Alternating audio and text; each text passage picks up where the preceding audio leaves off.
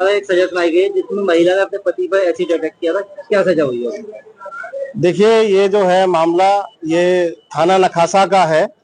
इसमें कहकसा और मुजफ्फर अली इन लोगों का आपस में जो है प्रेम विवाह हुआ था। फिर उन्होंने जो है मतलब आपस में पहले इनका प्रेम था, फिर इनका निकाह हुआ और निकाह होने के बाद जो है ये साथ में संभल में बुलबुली वाली मस्जिद है, वहां पे रह रहे थे।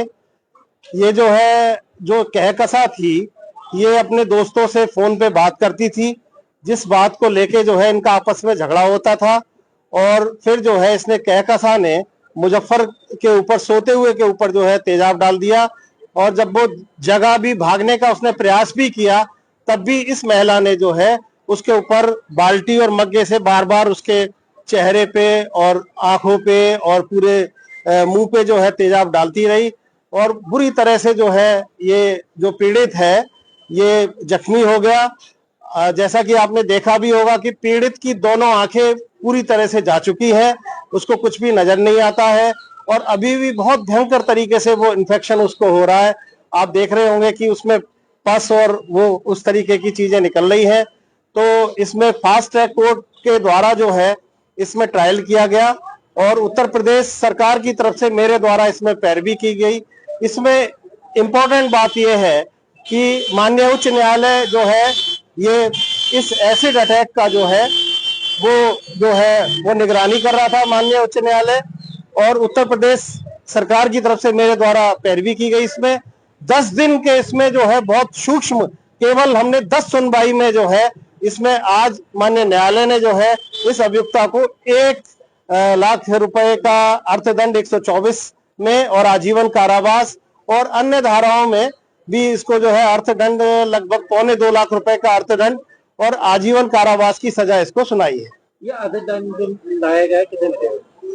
ये अर्थदंड जो है न्यायालय ने साफ उसमें खोला हुआ है कि चूंकि पीड़ित जो है वो बहुत ही अक्षम अवस्था में है, उसका इलाज भी चल रहा है, ये सारा अर्थदंड जो है वो पीड़ित को ही मिलेगा। शादी कब हुई थी? 2019 में इनकी शादी हुई थी। 2000 की श्रेणी यदि मानी जाए तो लव मैरिज थी या अरेंज मैरिज थी? नहीं, लव मैरिज पहले इनका लव ही था, फिर उसको लव को अरेंज करके इन्होंने निकाह किया था। और जो है इनके 2 बच्चे भी थे। एक सबसे जो छोटा बच्चा है वो 1.5 साल का जो है 1.5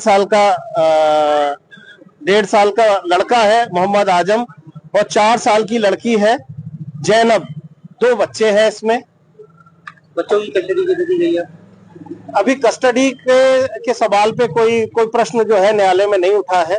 वो नेचुरली है कि जो है जब माँ नहीं है, माँ जेल चली गई है, जेल जा रही है, तो ऐसे में वो बच्चे माँ के पास ही आएंगे या अपने दादा दादी। अभी इस प्रश्न पे कोई जो है न्यायालय में कोई सुनवाई नहीं आई है, ना ऐसा कोई प्रश्न उठा है। क्या नाम है आपका? पिंकी, एडवोकेट पिंकी शर्मा। किसकी तरफ से आप? मैं कहकसा की तरफ से। क्या सजा सुनाई गई है और क्या अपराध उन्होंने किया? सजा जो माननीय न्यायालय को उचित लगा उन्होंने कहा, लेकिन माननीय न्यायालय से एक ही निवेदन रहा कि हमें समय नहीं दिया गया। हम 11 तारीख से इस फाइल पर आए, डे बाई डे इसमें तारीख लग रही नहीं, हमें 1 घंटे का भी टाइम नहीं दिया गया जिससे कि हम अपनी सफाई भी कर सकते। अच्छा, ये जो सुनवाई हुई थी फास्ट ट्रैक कोर्ट में हुई है जी, तो कितनी सुनवाई इसमें हुई होंगी लगभग?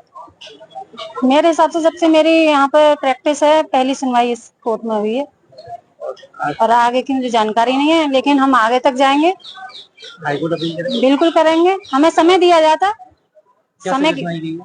क्या? आजीवन कारावास बता रहे हैं। अच्छा, कुछ पेनल्टी भी है? पेनल्टी भी है, 1 लाख रुपए जुर्माना बता। केस की सुनवाई की मैडम बात की जाए तो जो उसमें केस की सुनवाई के जी उनके संतान के, ये तो क्या सुपुर्दगी की बात की जा रही है कि वो संतान जो है, जो बच्चे हैं, वो किसकी सुपुर्दी में, किसकी कस्टडी में दिए जाएंगे? पहली बात, अगर वो अभियुक्ता होती तो जिस समय की घटना है, दोनों पति पत्नी का एक साथ इलाज चला था, संभल में भी चला था, मुरादाबाद में भी चला था, मेरठ में भी चला था। अगर वो अभियुक्ता थी तो उसी दिन ही पुलिस ने क्यों नहीं गिरफ्तार किया गया? ये साजिश के तौर पर कुछ आपसी विवाद के उसने लव मैरिज की थी, जिसकी सजा वो भुगत रही है और आने वाले समय में ये पीढ़ियां भुगतेंगी। पूरे मामले को लेकर क्या आप ऊपर जाओगे? बिल्कुल जाएंगे। उसकी सबसे बड़ी सजा ये है कि उसने लव मैरिज करी थी, ससुराल वाले इसी बात से खिलाफ थे और 17 दिन बाद FIR दर्ज कराई है, जो कि बच्चों के सहित में ससुराल वालों ने ये कहा कि हम अपने बेटे का इलाज हम करा रहे हैं, आप अपनी बेटी को ले जाओ, बच्चों को ले जाओ। तो इतने दिनों बाद पुलिस ने क्यों देरी करी? इतनी बड़ी घटना घटित हुई तो उसी दिन ही क्यों नहीं FIR दर्ज करी? जरा सी बातों पे पुलिस FIR दर्ज कर लेती है कि चरस के, दारू के, ये तो इस घटना में क्यों नहीं कार्रवाई की पुलिस से? मुझे सरकार से यही बस